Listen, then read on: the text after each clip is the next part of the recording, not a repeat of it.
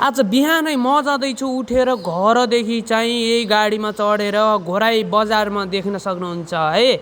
फुल video हेरौँ कस्तो लाग्छ। यहाँ चाहिँ म घोराईसम्मको यात्रा, घरदेखि घोराईसम्मको यात्रा। सो गाइज होइन, म चाहिँ बिहान सबभन्दा उठ्ने बित्तिकै चाहिँ हाम्रो मुवाको दर्शन पाइयो होइन। दर्शन पाइसकेपछि म रेडी भएँ। रेडी भइसकेपछि मुवाले पैसा छोड्याए भन्छिन्थ्यो होइन।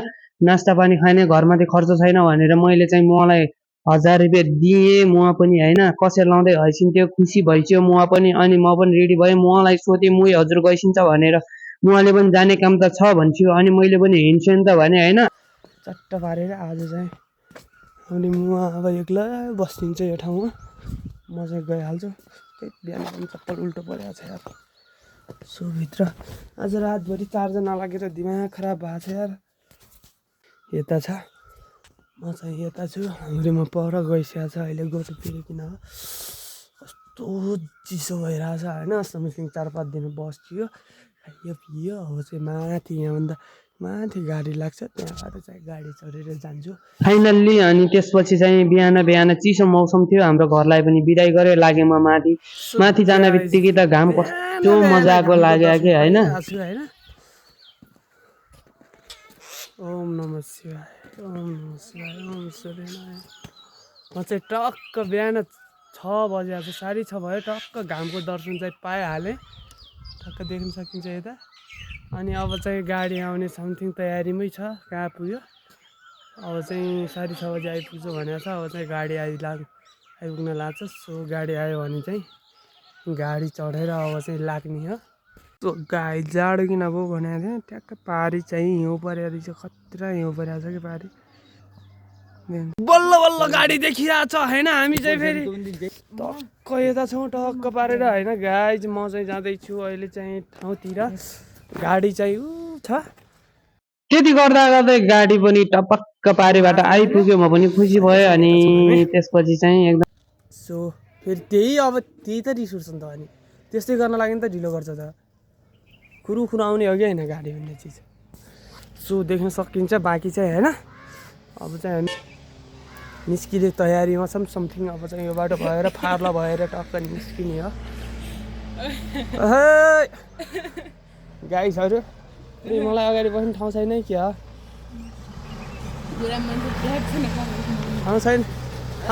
ठाउँ छैन क्या ड्राइभर साहब?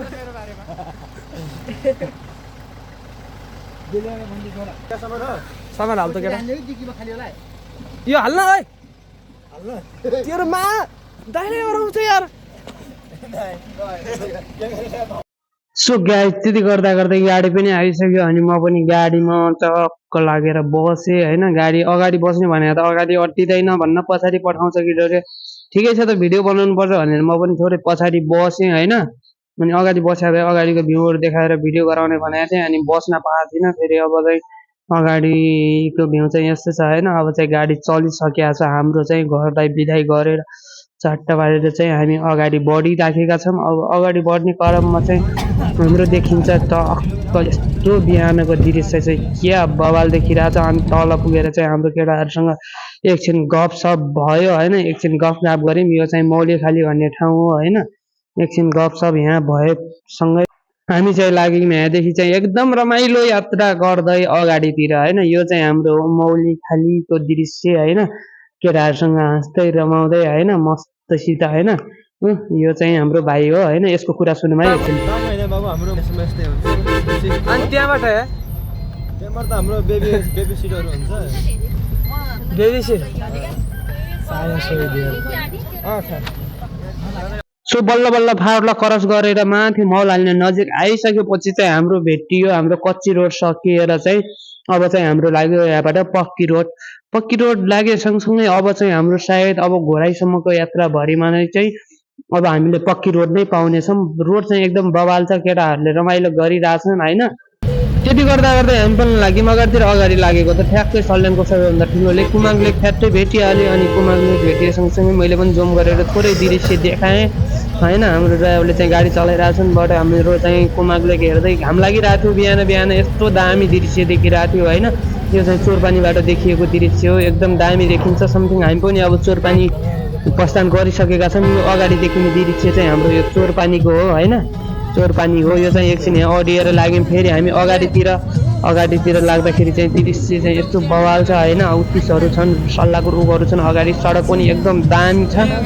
अब चाहिँ हामी टक्क श्रीनगर नजिक भन्दा पनि केही फरक पर्दैन। यो चाहिँ श्रीनगर भन्दा यताको दृश्य हो। तल चाहिँ फाँटमाथि चाहिँ गाउँहरू कोही काँचा छन्, कोही पाकेको छ। यो दृश्य हेर्दै रमाउँदै चाहिँ हामी लाग्यौँ अगाडितिर। हामी अगाडि लाग्दै गइरहेको थियौँ। यो दृश्य हेर्दै टक्क भेटिहाल्यो श्रीनगर बजारनिर पुगेको त अगाडि लागेको रहेछ जेसिबीले चाहिँ एकैछिन हामीलाई रोक्यो। यही अगाडि हो श्रीनगर बजार चाहिँ होइन। यो एकछिन जाममा पर्यो, एकछिन फेरि हामी लाग्यौँ अगाडि श्रीनगर बजारतिर। अब चाहिँ यहाँ हामी दरमाली गेस्ट हाउसमा झरेर खानासाना खान्छौँ। खानासाना खाएर फेरि लाग्नुपर्छ आफ्नै ठाउँतिर। श्रीनगरमा उपस्थित भइसकेका छौँ। हामी चाहिँ देख्न सकिन्छ यहाँको अवस्था टक्क बिहान समथिङ 9 बजे होला टक्क पारेर होइन भइसकेका छौँ। अब चाहिँ श्रीनगर बजारमा होइन कोही छैन अङ्कल, माथि जाने कोही छैन गाइज होइन। अब चाहिँ यहाँ चाहिँ अब हामीले खानापिना खानु हालेर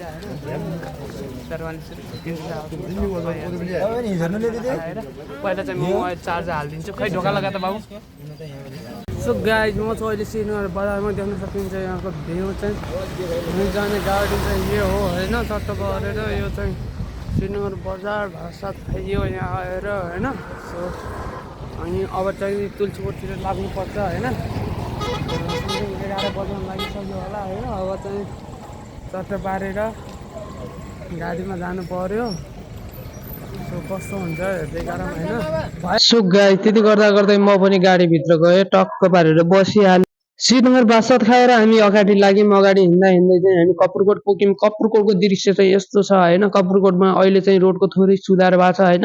समथिङ अब चाहिँ हाम्रो सल्यानको सिमाना सकिन लाग्छ होइन। यो चाहिँ अब यतापट्टि चाहिँ सल्यान पर्छ भने उतापट्टि चाहिँ दाङ पर्छ होइन, तुलसीपुर महानगरपालिका पर्छ। अनि अब यहीँनिरबाट चाहिँ सिमाना छ है हाम्रो, यतापट्टि सल्यान उतापट्टि चाहिँ दाङ जिल्ला पर्यो। दाङ जिल्ला सुरु के भएको थियो, यस्तो धुलो भयो नि अगाडि। जति दाङको नेतालाई भन्न चाहन्छु होइन, म चाहिँ यो धुलोलाई चाहिँ अलिक कम गर्नु होला होइन। यस्तो धुलो खाँदै आइयो, दाङ परिवेश के गरेका थियौँ, यस्तो धुलो खाइयो होइन।